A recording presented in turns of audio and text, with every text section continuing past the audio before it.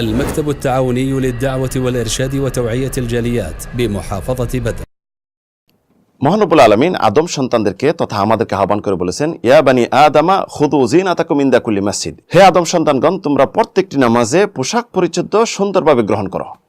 এখানে আল্লাহ রাব্বুল আলামিন সুন্দর পোশাক পরে সালাত আদায় করতে বলেছেন। আর আমরা দেখা যায় অপরিষ্কার অপরিচ্ছন্ন পোশাক পরে সালাত আদায় করতে যাই। আর যদি কোথায় দাওয়াত খেতে যাই বা দুনিয়াবি কোনো ফাংশনে যাই, তাহলে ভালো ভালো পোশাক পরে সৌন্দর্যমণ্ডিত যাই। এটি আসলে আদৌ ঠিক নয়। একজন মুসলিম হিসাবে সালাত আদায় করতে হলে অবশ্যই তাকে সুন্দর মার্জিত পোশাক পরে সালাত আদায় করা উচিত। আর আমাদের মাঝে আরও যে ভুলগুলি রয়েছে, সালাত যখন আদায় করি দেখা যায় যে অনেকের মাথায় টুপি পরি অথচ কাঁধ খোলা থাকে। কাঁধ খোলা রেখে সালাত আদায় করা ঠিক নয়। টুপি ছাড়া চলবে, তবে কাঁধ অবশ্যই তাকে ডাকতে হবে। আর যেটা আমরা ভুল করে থাকি, অনেক ভাই রয়েছেন সেন্টু গেঞ্জি পরে আমরা সালাত আদায় করে থাকি।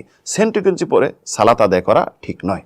আর অনেকে রয়েছেন যেটা আমরা সালাত আদায় করে থাকি, যখন দেখা যায় যে আমরা অজু করলাম, অজু করার সময় আমরা এভাবে জামার হাত আমরা যখন খুলি, জামার হাত খোলার পরবর্তীতে আমরা এভাবে সালাত আদায় করি। এভাবে সালাত আদায় করা ঠিক নয়।